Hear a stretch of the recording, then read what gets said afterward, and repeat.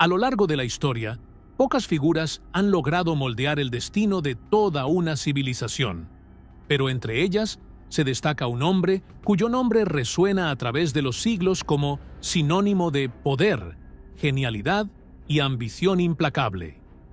Esta es la historia de Cayo Julio César, uno de los mayores arquitectos del mundo antiguo, cuya vida y logros continúan fascinando e intrigando a la humanidad. Desde sus primeros años, César mostró un carácter excepcional que lo diferenció del resto de sus contemporáneos. Con un talento oratorio sin igual y una brillantez estratégica que transformó el curso de la historia militar, Julio César no solo llevó a Roma a nuevas fronteras, sino que también se consolidó como una figura capaz de inspirar respeto y temor, equilibrando estas emociones tanto entre sus aliados como entre sus enemigos. Poseedor de una mente extraordinaria y una destreza singular para documentar sus logros, César convirtió su vida en un legado eterno que sigue inspirando y desafiando a las generaciones actuales. El 13 de julio del año 100 a.C., o tal vez un día antes, como sugieren algunos, nació Cayo Julio César en una de las familias nobles más antiguas de Roma, los Julios. A pesar de su linaje, la fortuna de la familia ya no estaba a la altura de su prestigiosa historia. Su padre, también llamado Cayo Julio César, falleció cuando el joven César tenía apenas 16 años. Su madre, Aurelia, proveniente de una familia influyente, desempeñó un papel discreto en la vida de Julio César, pero su presencia fue crucial para inculcarle la disciplina y el carácter que definirían su legado. Durante su infancia y adolescencia, Julio César se dedicó a un intenso estudio que abarcaba tanto la retórica como las artes militares. Con la decisión de ingresar en la vida pública, César comenzó a construir su legado en un momento de profundas turbulencias políticas, pero también de grandes oportunidades para quienes poseían ambición y talento. Políticamente, se alineó con el Partido Popular, una decisión influenciada tanto por sus propias convicciones como por sus lazos familiares. Su tía Julia estaba casada con Cayo Mario, el carismático líder del Partido Popular, cuya visión y legado político dejaron una marca indeleble en el joven César. Aún bajo la influencia de Mario, César tomó decisiones que marcarían el rumbo de su vida política y personal. Anuló su compromiso con Cosutia, una unión que probablemente había sido arreglada por intereses financieros. Sin embargo, al priorizar alianzas políticas más ventajosas, César optó por casarse con Cornelia, hija de Lucio Cornelio, un aliado cercano de Mario y figura central del Partido Popular. Este matrimonio no fue solo una elección sentimental, sino una estrategia cuidadosamente calculada. Al unir a su familia con la de Cornelio, César reforzaba su posición política y estrechaba sus vínculos con los líderes más influyentes del partido. Esta decisión, aunque arriesgada en un escenario político volátil, demostró la capacidad de César para pensar más allá del presente, priorizando alianzas que le ayudarían a pavimentar su camino. No obstante, las alianzas políticas de César con el Partido Popular trajeron graves consecuencias en su relación con Sila, el poderoso dictador de Roma. Cuando Sila ordenó que César anulara su matrimonio con Cornelia, César desafió la orden, colocando su lealtad política por encima de su seguridad personal. Consciente del peligro inminente, César decidió abandonar Roma. Su huida estuvo marcada por episodios de tensión, escapando de ser capturado en varias ocasiones gracias a la suerte o a las intercesiones de aliados. Tras repetidos llamamientos de familiares y amigos influyentes, Sila finalmente cedió y retiró la persecución, aunque César aún no consideraba seguro regresar de inmediato a la ciudad. Su decisión de desafiar al hombre más poderoso de Roma demostró no solo coraje, sino también un compromiso inquebrantable con sus elecciones e ideales. En lugar de regresar a Roma, Entre los años 81 y 78 a.C., Julio César encontró refugio en Asia Menor, alejándose deliberadamente de las agitadas aguas políticas de la capital. A su llegada, César pronto se unió al gobernador romano Minucio Termo, quien lideraba la campaña para someter la ciudad de Mitilene. Durante el sitio, César exhibió una valentía y destreza excepcionales que le valieron la prestigiosa corona cívica, uno de los máximos honores de Roma, otorgada por salvar la vida de un ciudadano romano en combate. Este acto heroico no solo resaltó su coraje inigualable, sino que también cimentó su reputación como un líder joven y prometedor. Aunque la estancia de César en Asia Menor fortaleció su reputación como estratega militar, también estuvo rodeada de controversias que trascendieron el campo de batalla. Según los relatos recopilados por el biógrafo Suetonio, César habría sostenido una relación cercana con Nicomedes III, rey de Bitinia, un importante aliado de Roma en la guerra contra Mitrídates. Estos rumores, ampliamente difundidos por sus enemigos políticos, se convirtieron en tema de canciones satíricas entonadas por sus soldados durante sus triunfos. Aunque mencionados en varias fuentes históricas, muchos estudiosos creen que estas historias fueron fabricadas como parte de una campaña de difamación contra César. Verdaderas o no, estas narraciones reflejan la intensidad de las disputas políticas de la época y cómo la reputación de César fue tanto un arma como un blanco. En el año 78 a.C., una noticia llegaría para transformar el destino de Julio César. Mientras servía bajo el mando de Servilio y Sáurico en Cilicia, César recibió la información de la muerte de Sila. Percibiendo la oportunidad, regresó inmediatamente a Roma, donde el clima estaba dominado por sentimientos antisilanos. La oposición al fallecido dictador era tan intensa que ni siquiera sus seguidores más leales se atrevían a defender sus políticas.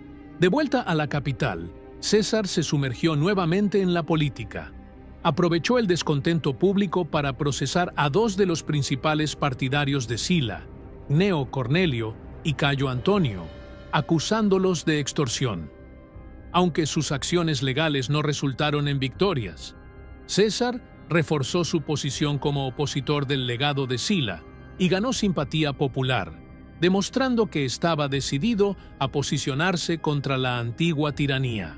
Tras cerca de 3 años en Roma, alrededor del 75 a.C., César decidió viajar a la isla de Rodas para perfeccionar su oratoria bajo la tutela del renombrado maestro Apolonio de Molón.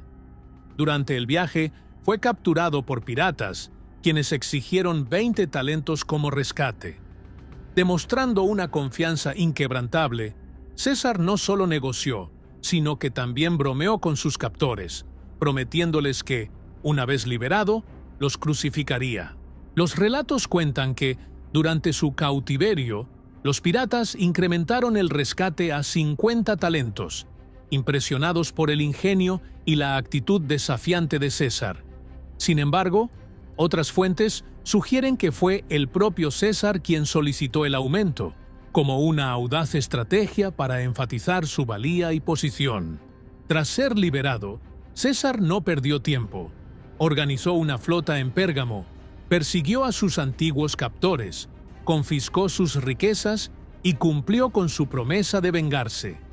Crucificó a todos los piratas, demostrando no solo su coraje, sino también la férrea determinación y el carácter implacable que definirían su carrera y legado. Al regresar a Roma, César comenzó a construir su carrera política con habilidad. Asumió el cargo de abogado y se destacó en los tribunales, atacando a figuras poderosas de la época y ganando notoriedad por su audacia y persuasión. En el año 69 a.C., César asumió el cargo de cuestor en la Hispania Ulterior, una posición de carácter administrativo y financiero. Durante su tiempo en esta región, no solo empezó a forjar su experiencia en el liderazgo militar y en la gestión gubernamental, sino que también se ganó el respeto y la admiración tanto de las tropas como de la población local. No podemos olvidar que, durante esta década, César inició una relación estratégica con Pompeyo y Craso, dos de las figuras más influyentes de Roma en aquel momento. Esta alianza, meticulosamente planeada, se convertiría en el fundamento de su meteórico ascenso político y culminaría en la formación del primer triunvirato. Este pacto no solo transformaría la distribución del poder en la República, sino que también marcaría el inicio de una era decisiva en la historia romana. Con aproximadamente 35 años de edad, César fue elegido edil en el año 65 a.C., un cargo responsable de supervisar el mantenimiento urbano, garantizar el abastecimiento de alimentos y organizar juegos y festividades públicas. Durante su mandato, gastó con gran generosidad en fastuosos eventos, ganando la simpatía popular. Este periodo fue crucial para César, ya que combinó aprendizaje, experiencia militar y la formación de alianzas estratégicas que lo encaminaron hacia el liderazgo en Roma. Sus acciones reflejaban una visión a largo plazo y una ambición implacable que pronto cambiarían el curso del mundo romano. Durante este tiempo, también fortaleció su posición social al ser elegido pontífice en el año 63 a.C., un prestigioso cargo religioso que aumentó significativamente su influencia y visibilidad. Además, consolidó su posición mediante alianzas matrimoniales estratégicas, contrayendo matrimonio con Pompeya, nieta de Sila. Con esta unión, aseguró importantes conexiones políticas y reforzó su influencia en los círculos de poder romano. En el año 62 a.C., mientras servía como pretor, César se vio envuelto en un escándalo inusual durante las celebraciones de la diosa Bona Dea. Esta ceremonia era exclusiva para mujeres, pero terminó siendo interrumpida cuando Publio Clodio, disfrazado de mujer, fue descubierto en el lugar y expulsado en medio de un gran tumulto. Sin embargo, el verdadero impacto vino con los rumores de una relación entre Clodio y Pompeya.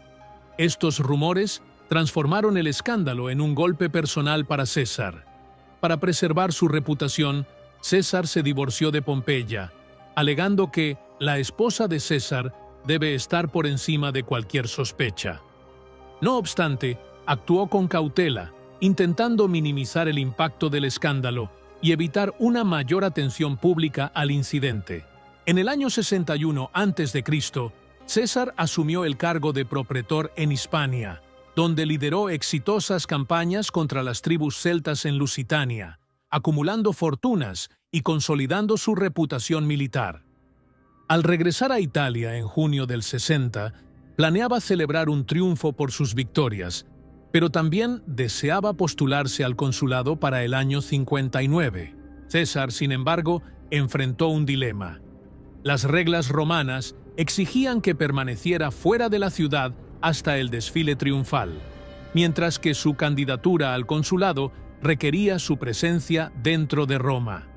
La única solución sería una exención aprobada por el Senado. A pesar de la disposición inicial de la mayoría de los senadores a concederla, su opositor, Marco Porcio Catón el Joven, utilizó una maniobra política. Catón habló hasta el anochecer, impidiendo cualquier decisión oficial.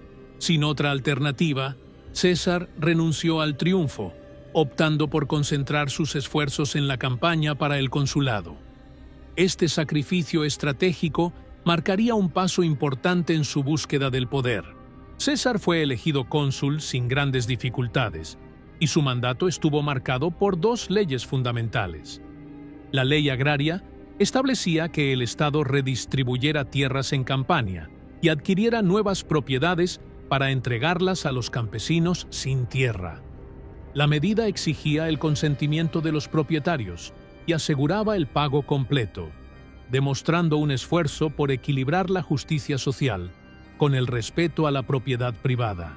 La segunda, la ley contra la extorsión en las provincias, buscaba proteger al pueblo de los abusos de los administradores romanos, promoviendo la justicia y reforzando la autoridad de César como líder comprometido con la reforma y el progreso. Ese mismo año, César fortaleció alianzas políticas mediante su matrimonio con Calpurnia, hija de Lucio Pisón. En un movimiento estratégico, Pompeyo también reforzó los lazos al casarse con Julia, hija de César. Tras su consulado, César asumió la administración de Iliria, la Galia Cisalpina y la Galia Narbonense durante 5 años. Sus campañas en la Galia, detalladas en sus célebres comentarios sobre la Guerra de las Galias, ofrecen un relato directo y valioso de las operaciones militares que consolidaron su posición como uno de los más grandes líderes de Roma. Junto con la administración de las provincias, César recibió el mando de 4 legiones. Con un ejército modesto para la monumental tarea de conquistar toda la Galia, César demostró una habilidad notable para expandir sus fuerzas. Este aumento reflejaba tanto su ambición como su capacidad para movilizar recursos. Incluso con fuerzas inicialmente limitadas, el ejército de César logró conquistas extraordinarias, allanando el camino para la consolidación del dominio romano en la región. El primer gran triunfo de Julio César en la Galia fue frenar el avance de la tribu Helvecia. Expulsados de sus tierras por la presión de los germanos, que comenzaban a cruzar el Rin hacia territorio galo, los helvecios solicitaron a César permiso para atravesar territorio romano rumbo a la costa atlántica, donde esperaban establecerse y reconstruir su comunidad. César rechazó la petición y rápidamente levantó fortificaciones para bloquear su paso. Impedidos de seguir la ruta deseada, los helvecios se vieron forzados a tomar un camino más peligroso al norte de las provincias, marcando el inicio de su lucha contra el dominio romano. Decidido a detener a los helvecios, César los persiguió hasta Bibracte, donde la tribu decidió enfrentarlo. César posicionó estratégicamente sus fuerzas en una colina protegida, creando una ventaja defensiva crucial. Tras una intensa batalla, los romanos triunfaron. Después de la victoria y bajo las órdenes de César, los helvecios fueron obligados a regresar a sus tierras de origen. Poco después, César dirigió su atención hacia los suevos, una poderosa tribu germánica que había cruzado el Rin, desafiando la supremacía romana en la Galia. Los intentos de negociación con Ariovisto, el rey de los suevos, fracasaron, lo que condujo a una batalla decisiva que definiría el dominio romano en la región. El 14 de septiembre del año 58 a.C., durante una batalla decisiva, las líneas defensivas de los suevos colapsaron, desatando una huida desordenada hacia el Rin, que estaba a 24 kilómetros de distancia. El ejército germano, en completo desespero, fue implacablemente perseguido por la caballería romana, que convirtió la retirada en una auténtica masacre. Ariovisto y algunos pocos lograron cruzar el río en barcos o nadando. Sin embargo, la mayoría fue abatida durante la fuga, incluidas las 2 esposas de Ariovisto y una de sus hijas, mientras que otra hija fue capturada. La masacre consolidó la victoria romana y eliminó la amenaza inmediata de los suevos en la región. Durante el invierno del 58 al 57 a.C., las legiones romanas acamparon en el territorio de los secuanos, al norte de las fronteras romanas. Esta decisión de acampar en esa región provocó protestas entre los belgas. En respuesta a la amenaza romana, los belgas unieron sus fuerzas, pero fueron derrotados en el río Axona, viéndose obligados a dispersarse. Más tarde, ocurrió un giro inesperado cuando los nervios, una de las tribus belgas, atacaron por sorpresa el campamento romano en el río Sabis. La batalla fue brutal, con los romanos sufriendo pérdidas significativas. La situación solo se revirtió gracias a la intervención crucial de Tito Labieno, quien llegó al campo de batalla con 2 legiones adicionales, asegurando una victoria sufrida, pero decisiva. El año 56 a.C. fue notable tanto por las campañas en la Galia como por el rumbo del primer triunvirato. Esta alianza política informal, formada en el 60 a.C., unía a César, Pompeyo y Craso en una asociación estratégica basada en intereses mutuos. César ofrecía apoyo popular, Pompeyo su fuerza militar y Craso su inmensa riqueza. Mientras tanto, en el ámbito político, las tensiones entre Pompeyo y Craso, latentes desde la formación del triunvirato, comenzaron a resurgir. Aunque las diferencias amenazaban con romper el pacto, los tres comprendieron que su poder dependía de su unión. Esto les llevó a superar sus diferencias para preservar la alianza que no solo moldeaba sus destinos individuales, sino también el futuro de la República Romana. A pesar de su influencia, ninguno de los miembros del triunvirato tenía aún el poder para gobernar de forma autónoma. Para restaurar la unidad del pacto, César, Pompeyo y Craso se reunieron en la ciudad italiana de Luca. Durante el encuentro, reafirmaron su alianza y redefinieron las esferas de influencia en el Imperio Romano. Pompeyo y Craso asumirían el consulado en el 55 a.C., mientras que César prolongaría su administración en la Galia por 5 años más. Esta división estratégica del poder reforzó la alianza y garantizó la continuidad de su dominio político sobre Roma. Tras enfrentamientos menores con las tribus germánicas de los usípetes y los téncteros, César tomó una decisión estratégica para demostrar el poder de las legiones romanas. Su objetivo era claro: intimidar a los germanos y disuadirlos de futuras incursiones en la Galia a través del Rin. En lugar de arriesgarse a transportar a sus tropas en barcos, César ordenó la construcción de un puente de madera, una obra de ingeniería que se volvería legendaria. A pesar de la grandiosidad de la hazaña, permaneció en territorio germano por pocos días, tiempo suficiente para enviar un mensaje de fuerza y temor a los pueblos más allá del río. Tras cruzar el Rin y reforzar su mensaje a los germanos, César trasladó su ejército de vuelta a la Galia y ordenó la demolición del puente. Pero, en lugar de detenerse, se atrevió a más. Aún en el mismo año, realizó un logro sin precedentes: una invasión de Britania. Con la 7ª y la 10ª legión, César cruzó el Canal de la Mancha durante la noche, alcanzando la costa cerca de Dover al amanecer. Sin embargo, los romanos enfrentaron un desafío inmediato. Las playas estaban fuertemente defendidas por tribus locales, y el desembarco en aguas profundas colocaría a los soldados en una posición peligrosa, exponiéndolos al ataque enemigo. A pesar de ello, César continuó, decidido a expandir las fronteras y el prestigio de Roma. En medio de la vacilación, fue el aquilífero de la 10ª legión quien tomó la iniciativa. Portando el estandarte con el águila, avanzó contra el enemigo, consciente de que perder ese símbolo sería una deshonra insoportable para los romanos. Inspirados por su valentía, los soldados lo siguieron en masa, lanzándose a la batalla. Tras una lucha feroz, los romanos lograron desembarcar y repeler a las tribus locales. Sin embargo, la ausencia de la caballería de César, retenida por el mal tiempo, limitó sus acciones. Con el invierno acercándose y su posición vulnerable, César aceptó las propuestas de paz enviadas por los líderes locales. Esta decisión estratégica le permitió regresar a la Galia sin dar la impresión de una derrota, marcando el inicio de una nueva fase de su campaña.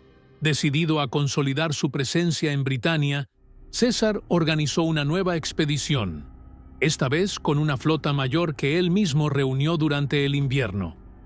En julio del 54 a.C., partió con 5 legiones, dejando solo 3 en la Galia para mantener el control. A pesar de un inicio tranquilo, con un desembarco exitoso, César pronto enfrentó nuevos desafíos. Casibelono, elegido líder de la resistencia británica, empleó tácticas de guerrilla y de desgaste que agotaron a los romanos. Sus estrategias demostraron la complejidad del territorio británico y la dificultad de enfrentarlo en una campaña prolongada. César logró capturar la fortaleza de Casibelono, dispersando sus tropas y debilitando la resistencia británica. César negoció con Casibelono, asegurando la sumisión de las tribus británicas, que aceptaron proporcionar rehenes y pagar tributos anuales. Con esta victoria diplomática, César regresó a la Galia a mediados de septiembre, donde ya se presentaban nuevos desafíos, mostrando que su camino de conquistas estaba lejos de terminar. Tras su regreso, y frente a un invierno riguroso, César se vio obligado a dispersar sus tropas, consecuencia directa de la mala cosecha del año anterior, que dificultó la concentración de suministros en un solo lugar. Esta vulnerabilidad ofreció la oportunidad que los rebeldes galos esperaban. Los eburones, liderados por Ambiorix, atacaron las unidades romanas estacionadas en su territorio, compuestas por la Legión 14 y 5 cohortes. Bajo el mando dividido de Tito Sabino y Aurunculeio Cota, la falta de coordinación resultó en un desastre. Convencidos de abandonar la protección de su campamento, los romanos cayeron en una emboscada mortal.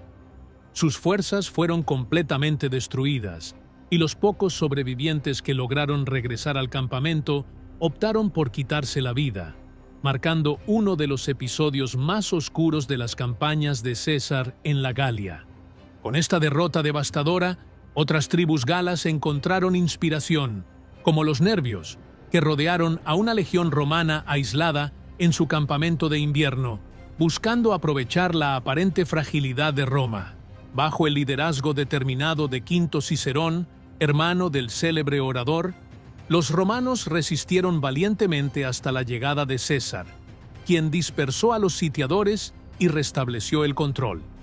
Anticipándose a nuevos conflictos, César formó 2 legiones más, la 14ª y la 15ª, y solicitó la primera legión a Pompeyo, reafirmando el poder romano con una segunda y breve travesía del Rin para recordar a los germanos la fuerza de Roma.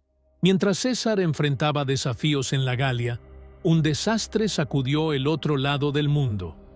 En Carras, Marco Craso sufrió una derrota devastadora contra los partos, perdiendo 7 legiones y su propia vida. Con su muerte, el triunvirato se desmoronó, dejando a César y Pompeyo en rumbo de colisión. Pompeyo, con control político en Roma, veía en la creciente popularidad de César y en sus experimentadas 10 legiones una amenaza para su poder. Por su parte, César, consciente de la tensión, se trasladó al norte de Italia, permaneciendo estratégicamente cerca de Roma. Sin embargo, sus planes se interrumpieron por noticias de una nueva rebelión en la Galia, lo que lo obligó a regresar inmediatamente a la región para enfrentar otro desafío. En la primavera del 52 a.C., César lanzó una campaña contra los bituriges, conquistando sus fortalezas, mientras el joven líder galo, Vercingetorix, unía a las tribus en un formidable ejército. Durante el verano, César reforzó su ejército con la formación de una nueva legión, mientras Vercingetorix recurría a la estrategia de tierra arrasada, intentando debilitar las líneas de suministro romanas. Sin embargo, sus esfuerzos solo lograron frenar parcialmente el avance de las legiones de César.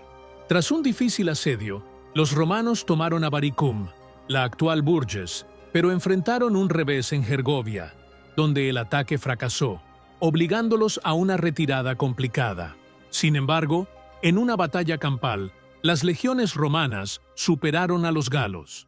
La superioridad inicial de la caballería de Vercingetorix fue neutralizada con la ayuda de jinetes germanos, cuya eficacia cambió el curso del enfrentamiento. Tras sucesivas derrotas, Vercingetorix se retiró a Alesia, donde enfrentó un asedio abrumador. Sin salida, los galos se rindieron y Vercingetorix fue capturado. Posteriormente, fue exhibido en el triunfo de César, marcando el fin de la resistencia gala y consolidando el dominio romano en la región. En el año 51 a.C., las batallas en la Galia se limitaron a enfrentamientos menores, sellando la derrota completa de los galos. Como resultado, el Imperio Romano anexó una nueva y próspera provincia, la Galia Comata. La campaña de César no solo trajo victorias territoriales, sino también una riqueza inimaginable. César, sus oficiales e incluso los soldados comunes se enriquecieron considerablemente, convirtiéndose en un hecho conocido en Roma, que servir bajo el mando de César era un camino seguro hacia la fortuna. Este flujo constante de riqueza desempeñó un papel crucial para mantener la lealtad de sus tropas, consolidando su posición como líder indiscutible. Mientras César libraba batallas en la Galia, eventos cruciales redefinían el panorama político en Roma. Pompeyo, quien había sido su aliado en el triunvirato, empezó a estrechar vínculos con el Senado, inclinando la balanza del poder a su favor. Esta creciente alianza auguraba un enfrentamiento inevitable, colocando a Roma en el umbral de un conflicto entre dos de las figuras más poderosas de la República. Con el fin de su mandato en la Galia, César buscaba garantizar el consulado por segunda vez, evitando así las posibles acusaciones legales que podrían ser presentadas en su contra como ciudadano común. Algunos políticos ya amenazaban con procesarlo por haber iniciado la guerra en la Galia sin la autorización del Senado. Mientras tanto, Pompeyo, fortalecido por su apoyo en el Senado, rechazaba cualquier intento de reconciliación. Aunque César estaba dispuesto a negociar, no aceptaría retroceder a menos que Pompeyo también cediera. La tensión entre ambos líderes crecía, preparando el terreno para un conflicto que definiría el futuro de Roma. En un esfuerzo por evitar el enfrentamiento, Gayo Escribonio Curión sugirió que César y Pompeyo disolvieran simultáneamente sus tropas. La propuesta recibió apoyo en el Senado y fue aceptada por César, aunque no está claro si su aceptación fue genuina o simplemente una táctica estratégica. Sin embargo, Pompeyo rechazó terminantemente la propuesta. Aprovechando su influencia, Pompeyo persuadió al Senado para que le retirara a César los poderes otorgados durante su administración en la Galia.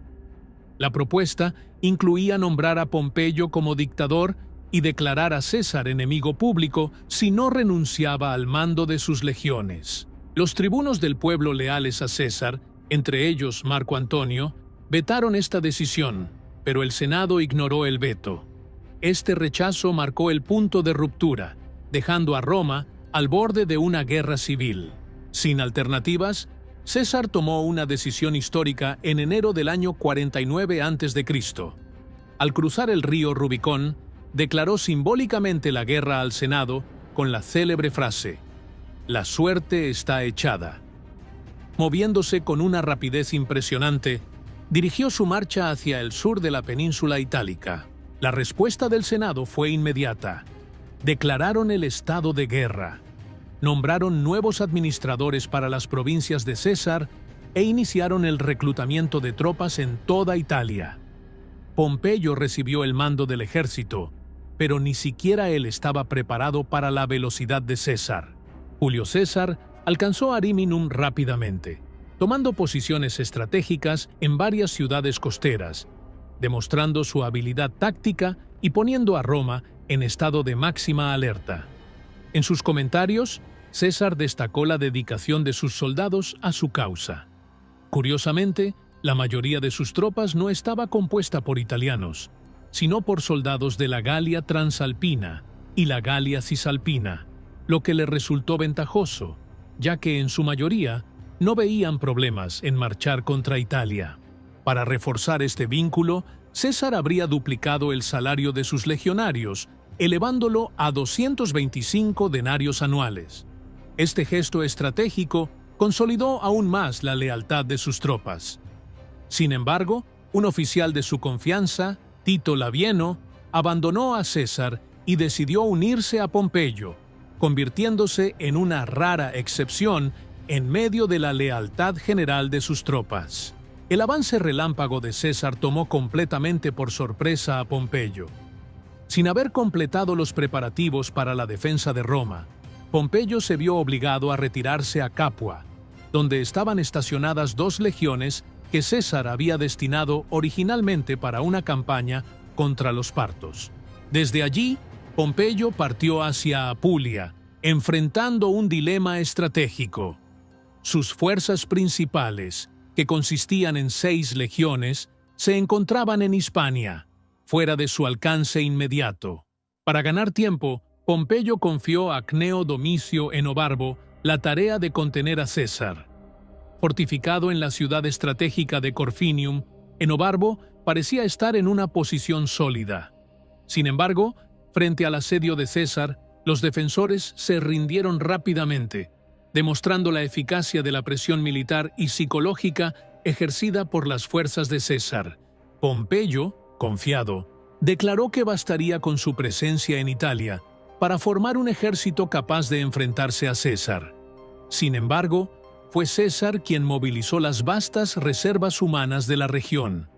En pocos meses, reclutó alrededor de 70 a 80.000 hombres, expandiendo significativamente su poder militar. Ante este impresionante crecimiento, Pompeyo se dio cuenta de que no podría igualar la fuerza de César en suelo italiano.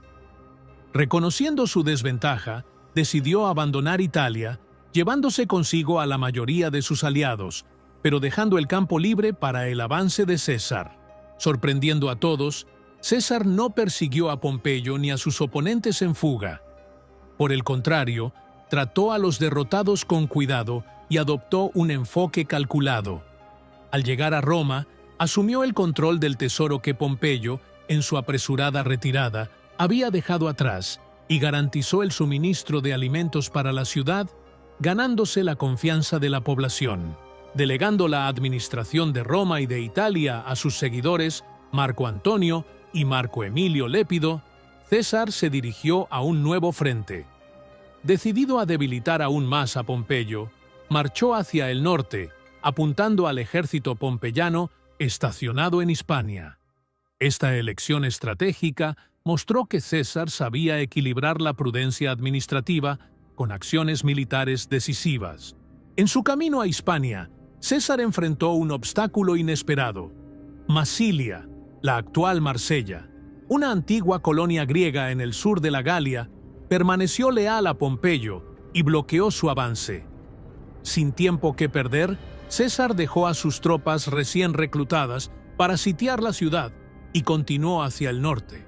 Al llegar a Ilerda, actual Lérida, César derrotó a Afranio y Petreyo, asegurando el control sobre las provincias occidentales.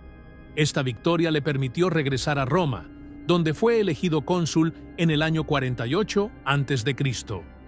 Aprovechando la autoridad de su posición, expandió su ejército al crear 4 nuevas legiones, alcanzando una fuerza total de aproximadamente 33 legiones, consolidando así su poder militar y político.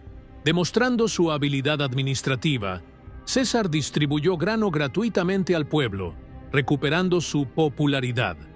También corrigió las injusticias de las proscripciones de Sila, restaurando los derechos civiles plenos a los descendientes de aquellos que habían sido desterrados.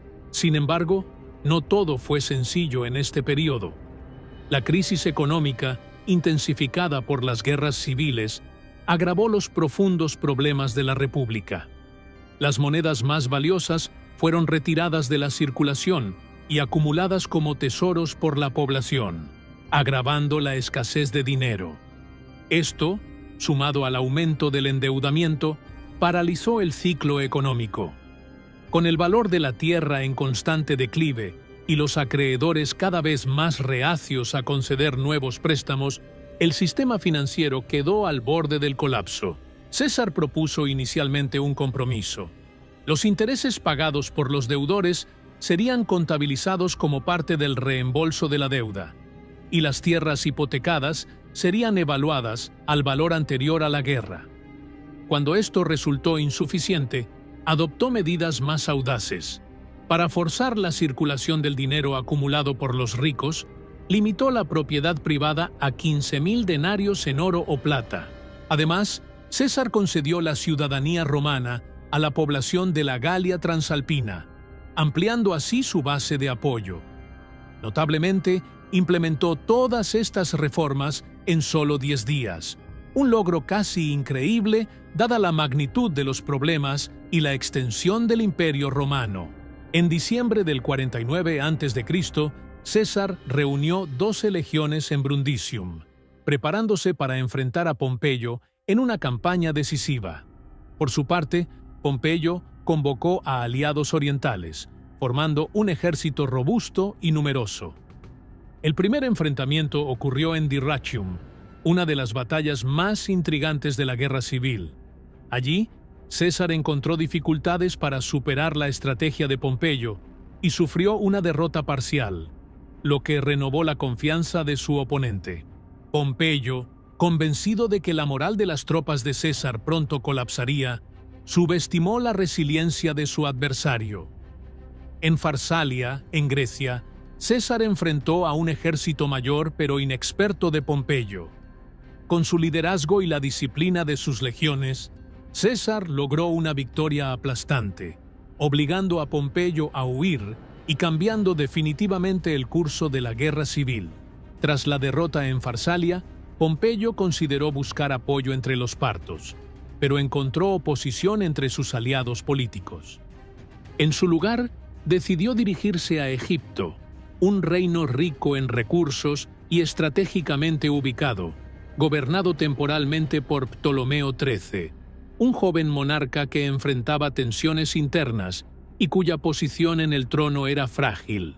Sin embargo, durante su viaje, Pompeyo fue informado de que Egipto estaba inmerso en una guerra civil. Ptolomeo enfrentaba a su hermana Cleopatra cerca de Pelucio, en una lucha por el control del trono. Esta inestabilidad convertiría la búsqueda de refugio de Pompeyo en un nuevo giro en el tablero político. Pompeyo se dirigió a Pelucio, reconociendo a Ptolomeo XIII como el legítimo gobernante de Egipto, mientras su hermana Cleopatra permanecía en el exilio. Para Pompeyo, aliarse con Ptolomeo era la única opción viable, ya que Cleopatra, sin un reino, poco podía ofrecer. Sin embargo, los egipcios sorprendieron no solo a Pompeyo, sino a toda la historia, que tomaría un rumbo completamente diferente. Ptolomeo ordenó que Pompeyo fuera detenido y asesinado bajo sus órdenes. Para el joven rey, la decisión parecía estratégica. Apoyar a Pompeyo lo dejaría atrapado entre el ejército de Cleopatra y el de César. Rechazarlo, sin embargo, crearía dos enemigos poderosos: Pompeyo, por negarle ayuda, y César, que se vería obligado a continuar la persecución. La solución de Ptolomeo, cruel y pragmática, marcaría profundamente los eventos subsecuentes en la historia de Egipto y Roma. El asesinato de Pompeyo por orden de Ptolomeo fue un acto que, sin duda, facilitó los planes de César. Tras llegar a Egipto, César permaneció en Alejandría para intervenir en la disputa entre Ptolomeo y su hermana Cleopatra. Inicialmente, César se mostró dispuesto a apoyar a Ptolomeo, reconociendo algunos de sus méritos como gobernante. Sin embargo, su encuentro con Cleopatra transformó completamente la situación. La carismática reina logró ganarse el favor de César, quien pronto empezó a actuar en su beneficio. Este cambio de postura provocó un inevitable enfrentamiento con Ptolomeo, desencadenando una guerra que definiría el futuro de Egipto. Fortificado en una parte de Alejandría con pocas cohortes, César enfrentó al ejército más numeroso de Ptolomeo, liderado por el general Aquilas. Durante el asedio, César estuvo varias veces al borde de la muerte, y parte de la famosa biblioteca de Alejandría fue destruida en medio de las llamas. Tras meses de intensa lucha, finalmente llegaron los refuerzos, pero no eran tropas romanas. Un ejército compuesto por sirios, fenicios, árabes, griegos y judíos acudió en ayuda de César, organizado por Mitrídates de Pérgamo, un aliado de Asia Menor. La llegada de estos refuerzos cambió el curso de la guerra. El ejército de Ptolomeo fue derrotado y el joven rey perdió la vida en el enfrentamiento. Cleopatra fue proclamada entonces gobernante de Egipto. Tras instalar a Cleopatra en el trono, César pasó algunos meses más con ella, navegando por el Nilo y fortaleciendo su influencia en Egipto. Después de pasar un tiempo con Cleopatra, César se vio obligado a abandonar Egipto debido a noticias alarmantes provenientes de Roma, Asia Menor y África. Sus enemigos se habían reorganizado, amenazando sus planes y su posición. Entre los nuevos desafíos estaba Farnaces II, hijo de Mitrídates del Ponto, quien aprovechó la inestabilidad para expandir su poder en Asia Menor. Inicialmente victorioso contra los comandantes de César, Farnaces se enfrentó al propio César en la batalla de Sela, el 2 de agosto del 47 a.C. En un enfrentamiento rápido y decisivo, César derrotó a Farnaces, poniendo fin a la amenaza. César inmortalizó su victoria con la famosa frase «Vine, vi, vencí». Esta campaña relámpago no solo reafirmó su supremacía militar, sino que también destacó su extraordinaria habilidad para gestionar crisis en diversos frentes, consolidando aún más su posición como el líder indiscutible de Roma.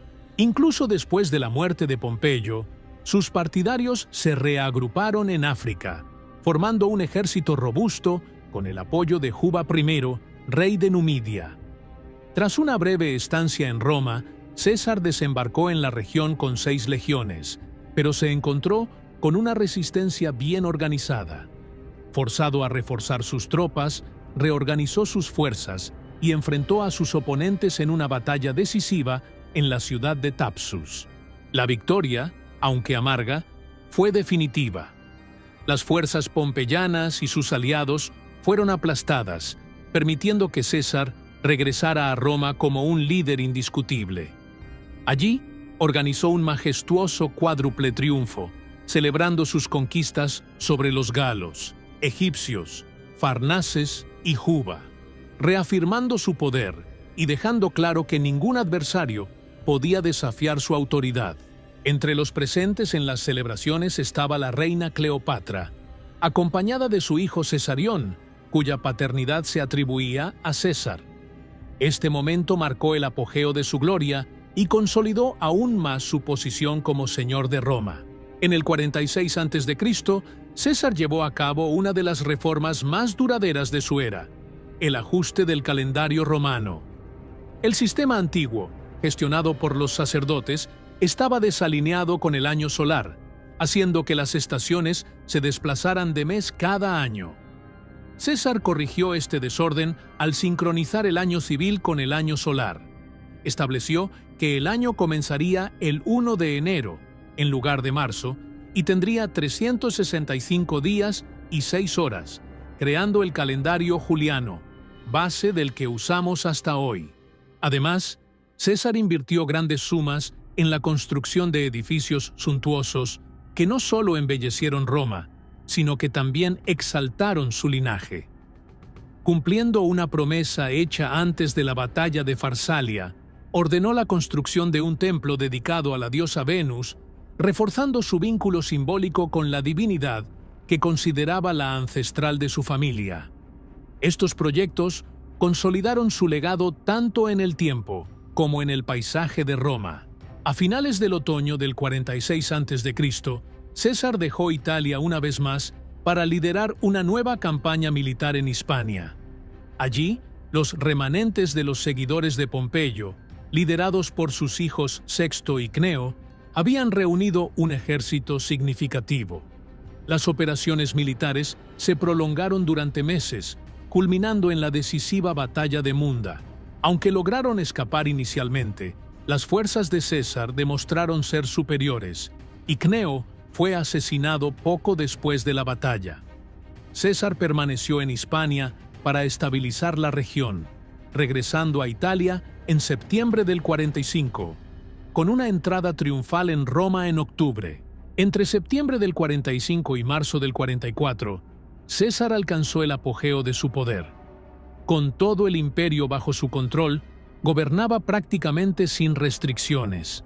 Su título de dictador vitalicio consolidó su autoridad, complementado por otras magistraturas, como el cargo de sumo sacerdote desde el 63 a.C. y jefe de la moral desde el 46. En el 44, César se volvió intocable, un privilegio antes reservado únicamente a los tribunos de la plebe. El Senado, ahora ampliado a 900 miembros, incluía a muchos de sus partidarios, lo que generó oposición en Roma.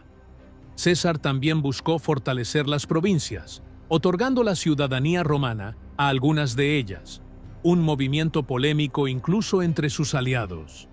Sus reformas consolidaron el poder centralizado, pero también sembraron las semillas de divisiones que definirían el futuro de Roma. Se rumoreaba que César planeaba transferir el centro del Imperio Romano al este, posiblemente a Alejandría. Estos planes ambiciosos, aunque visionarios, generaban tanto admiración como resistencia, alimentando las tensiones que lo rodearon en los últimos meses de su vida. Sin embargo, todo cambiaría drásticamente el 15 de marzo del 44 a.C. El día anterior, el 14 de marzo, ocurrieron presagios inquietantes. César soñó que presionaba su mano contra Zeus, un gesto que algunos interpretaron como un desafío al destino. Su esposa, Calpurnia, tuvo visiones aterradoras en las que veía a César siendo apuñalado y soñó con el colapso del frontón de su casa, símbolos que auguraban desgracia. Según los relatos, en las primeras horas de la mañana, la puerta de su habitación se abrió inexplicablemente, como si el destino mismo llamara a su encuentro final. A pesar de todas estas advertencias sobrenaturales, César, conocido por despreciar supersticiones y profecías, permaneció indiferente. En la mañana fatídica, César se despertó sintiéndose indispuesto y, siguiendo las súplicas de Calpurnia, ordenó realizar un sacrificio. Los augurios fueron claros. El presagio era catastrófico. Alarmado por las señales, César decidió inicialmente no asistir a la sesión del Senado, un gesto que, de haberse mantenido, podría haber cambiado el curso de la historia. Mientras tanto, los conspiradores, liderados por Casio, Marco Junio Bruto y Décimo Junio Bruto, esperaban en el teatro de Pompeyo, lugar de la reunión del Senado. Temiendo que César no asistiera, Décimo Bruto fue a persuadirlo, convenciéndolo de que ignorara las advertencias y asegurándole que su presencia en el Senado sería vista como un gesto de fuerza. En el camino, César fue abordado por Artemidoro, un estudioso griego y amigo de Bruto, quien le entregó una carta advirtiéndole sobre la conspiración. Ignorando la advertencia, César colocó la carta entre otros documentos. Incluso los sacrificios realizados antes de la sesión del Senado indicaron señales desfavorables, pero César siguió adelante. Al entrar en la Cámara del Senado, Marco Antonio, su leal aliado, fue mantenido apartado con pretextos, privando a César de su protección. Sin su más fiel defensor a su lado, César enfrentó solo el destino que lo aguardaba. En el Senado, los conspiradores ejecutaron su plan. Lucio Tilio Cimber se acercó a César con una petición confusa, solicitando clemencia para su hermano exiliado. César, impaciente, pospuso el asunto para otro momento, pero Cimber saltó repentinamente, arrancándole la toga de los hombros. Para sorpresa de los conspiradores, César, generalmente cauteloso y acostumbrado a usar una armadura bajo sus vestiduras, estaba desarmado y vulnerable. La tensión alcanzó su clímax cuando Publio Servilio asestó el primer golpe, hiriendo a César en el cuello. En medio de la confusión y el pánico, los demás conspiradores avanzaron, propinando golpes desordenados que a menudo se dirigían entre ellos mismos. Aunque la frase «tú también, hijo mío», atribuida a César y dirigida a Brutus, ha entrado en la tradición popular, fuentes contemporáneas sugieren que permaneció en silencio, cubriendo su rostro con la toga mientras soportaba los ataques. La célebre versión «tú también, Brutus», que César habría dicho antes de morir, es una licencia poética del dramaturgo inglés William Shakespeare, quien incluyó esta frase en su obra teatral Julio César, de 1599. César recibió un total de 23 puñaladas, pero, según su médico personal, Antistio, solo una fue fatal. El caos y la histeria que marcaron el acto reflejaban la incertidumbre y el miedo de los propios conspiradores, quienes, aunque lograron eliminar a César, no estaban preparados para lidiar con las consecuencias de su muerte. Tras el asesinato de César, el Senado cayó en el caos. Los senadores, aterrorizados, huyeron, y Bruto, quien planeaba hablar ante el Senado, abandonó la idea. En lugar de celebrar un triunfo, los conspiradores se refugiaron en el Capitolio, protegidos por gladiadores y esclavos armados. El golpe decisivo contra los republicanos ocurrió en el funeral de César, cuando se leyó su testamento. En él, César nombraba como su principal heredero a Cayo Octavio, nieto de su hermana, que estaba en Apolonia con tropas preparadas para una campaña contra los partos. César también dejó un regalo duradero al pueblo romano: el uso eterno de sus jardines junto al Tíber y 300 sestercios para cada ciudadano, una suma significativa para la época. La combinación de la generosidad de César y el discurso inflamado de Antonio encendió el sentimiento popular contra los conspiradores. Aunque la venganza por la muerte de César culminaría años después en las batallas de Antonio y Octavio contra Bruto y Casio, el impacto inmediato de su muerte moldeó el destino de la República y sentó las bases para el futuro imperio romano. Julio César vivió y murió como un símbolo de ambición y poder. Su genialidad militar, sus reformas políticas y su visión para Roma transformaron la República para siempre. Pero, como todo gran líder, también despertó miedo y envidia, lo que culminó en su trágica muerte. Sin embargo, su legado fue más fuerte que las dagas de sus asesinos. César no solo marcó su época, moldeó el futuro de Roma y dejó un impacto que resuena hasta nuestros días. Nos recuerda que el poder es efímero, pero las ideas, cuando se acompañan de acciones, pueden ser eternas. ¿Y tú? ¿Qué opinas sobre el legado de Julio César? Déjanos tu opinión en los comentarios. Y por supuesto, no olvides suscribirte al canal, darle like y activar las notificaciones para más historias que marcaron el mundo. ¡Hasta la próxima!